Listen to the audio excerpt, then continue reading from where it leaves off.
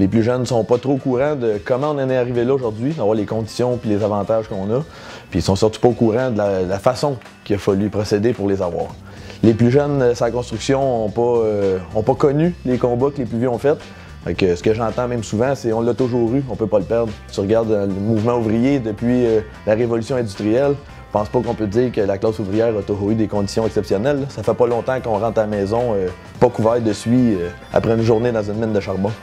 Depuis jeune âge, j'ai jamais senti besoin moi de me faire défendre, mais de la minute que je voyais un plus faible se faire taper dessus par exemple, j'ai toujours eu me senti interpellé, avoir besoin de mettre mon nez là-dedans.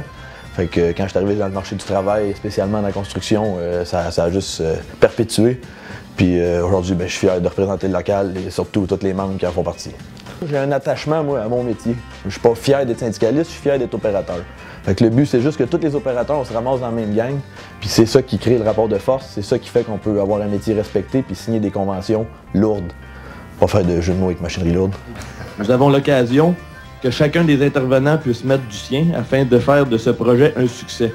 Nous avons même l'occasion d'en faire une audience publique. Les méthodes changent avec le temps, mais c'est à nous justement les jeunes d'y voir parce que les plus vieux vont s'en aller bientôt, puis si on ne s'organise pas, on sait très bien ce qui va nous arriver.